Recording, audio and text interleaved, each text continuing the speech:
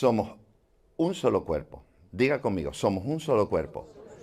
Y esta es la idea principal que el Señor quiere que destaquemos en esta mañana.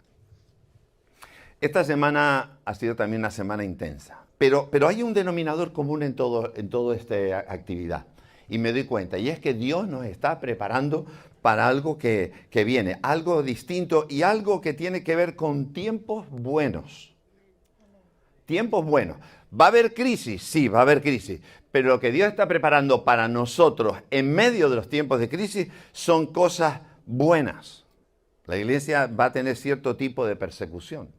De hecho, ya probablemente a nivel personal ya sufrimos cierto tipo de persecución, marginación o rechazo, ¿verdad? Ya lo teníamos de hace mucho, pero ahora más y de forma más socialmente más organizada. Y quiero comentar algo más adelante. Va a ser muy importante que en este tiempo nos demos cuenta de que tenemos que estar unidos. Dile que está a tu lado. Tenemos que estar unidos. Unidos. Y sentir de verdad que somos un cuerpo. Cuando volvemos a fijarnos en este texto y se nos habla solícitos en guardar la unidad del Espíritu. Ahí entonces la teoría es buena, la teoría está fantástica, pero no ponemos toda la fuerza en eso. Y me da tristeza porque llevo años trabajando con pastores, con líderes, con iglesias, y a pesar de los años hay cierto punto de frustración en mi corazón.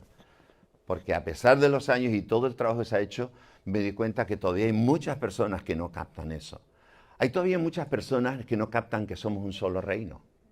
Es el reino de Jesús, es el reino de Dios.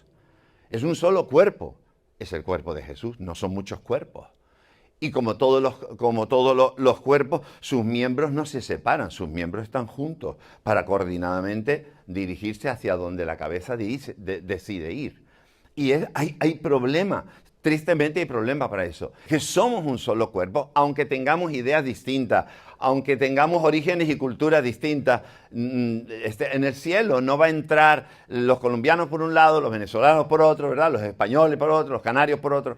Somos un solo cuerpo, delante de Él somos simplemente un cuerpo, uno. Somos el cuerpo de Cristo.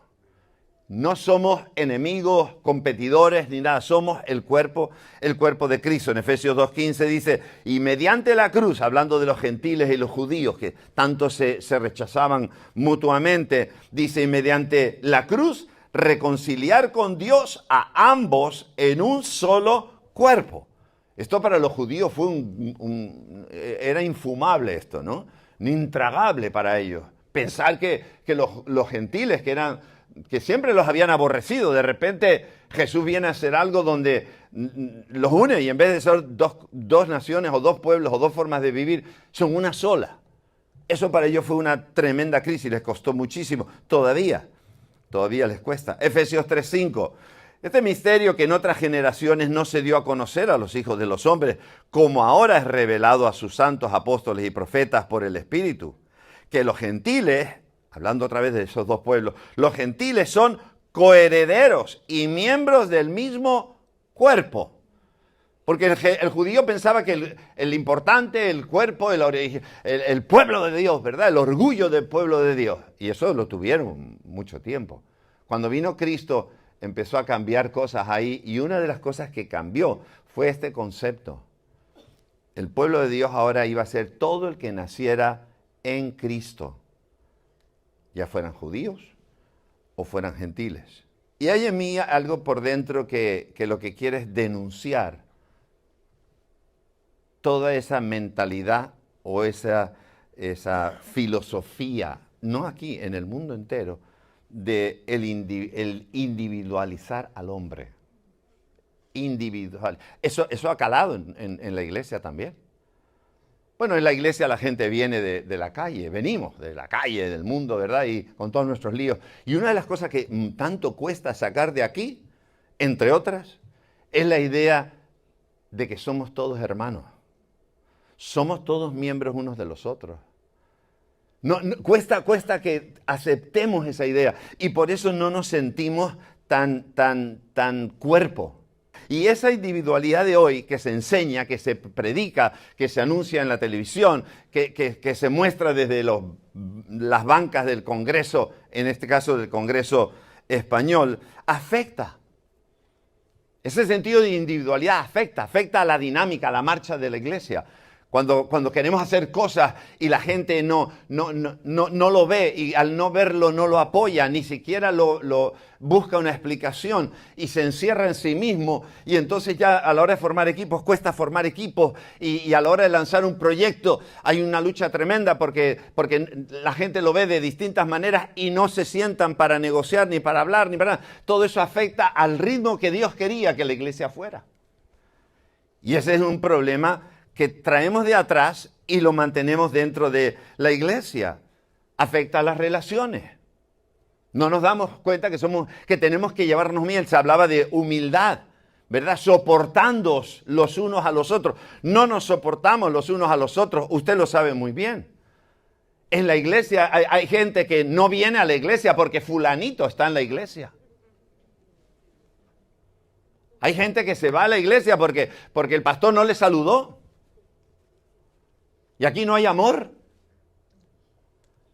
No entramos en diálogos, en aclaraciones, en pedir perdón y en perdonar. Y entonces toda esa actitud lo que hace es romper las relaciones. Y todo esto impide que podamos decir que somos un cuerpo. Y escúcheme, esto es el día a día. Esto no estoy hablando de la iglesia en China, estoy hablando de la iglesia aquí, estoy hablando de esta iglesia. Porque esto pasa en todos lados. Pero la abundancia de este tipo de actitudes de lo que habla es de la inmadurez. La inmadurez, primeramente nuestra, la inmadurez también de la propia iglesia. Ese individualismo, ese yo, nos impide perdonar y nos impide pedir perdón. ¿Y qué conseguimos con eso? Que estemos separados. Y cuando estamos separados, no podemos conseguir nada. Porque todo se logra desde la unidad. Ese individualismo nos lleva a competir. Competencia que lo único que hace es compararnos. Pero en ningún momento la mano se tiene que comparar con el pie, ni el ojo con la oreja. ¿Quién gana? No tiene sentido. Pero ese individualismo nos ha llevado pero no es un individualismo que nace dentro de la iglesia, no. Lo traemos de afuera, nos afecta de afuera. Y eso no nos ayuda a avanzar, todo lo contrario. Y escúcheme, este espíritu, esta doctrina de la individualidad es algo que nace del propio Satanás. Se ha creado un clima tan feo, se denuncian unos a otros por la mínima y a veces falsamente también. ¿A qué nos ha llevado eso? A romper. Como prima primero el yo primero, entonces no hay unidad. Y al no haber unidad, no entramos en el espíritu de lo que Dios quiere. Y eso afecta a nuestros matrimonios, afecta a nuestras familias y las iglesias. No hay sentido de cuerpo. Y como no hay sentido de cuerpo, se crean divisiones y enfados entre gente y se dividen iglesias.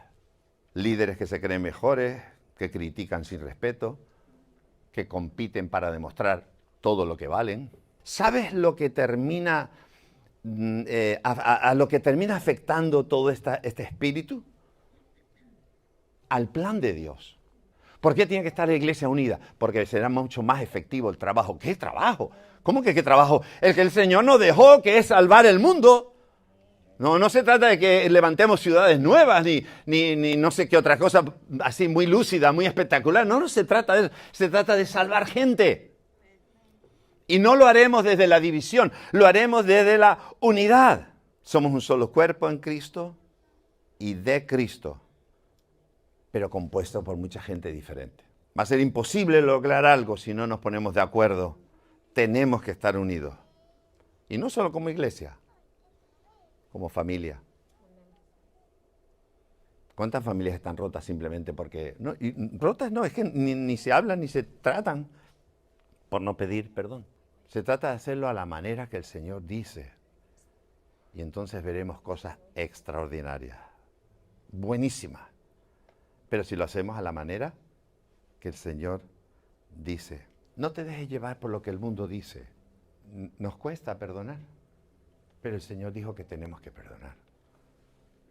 Entonces, ¿lo hacemos como el mundo dice o lo hacemos como Dios dice? No pedimos perdón. Y al no pedir perdón, lo hacemos como el mundo dice y no lo hacemos como Dios dice.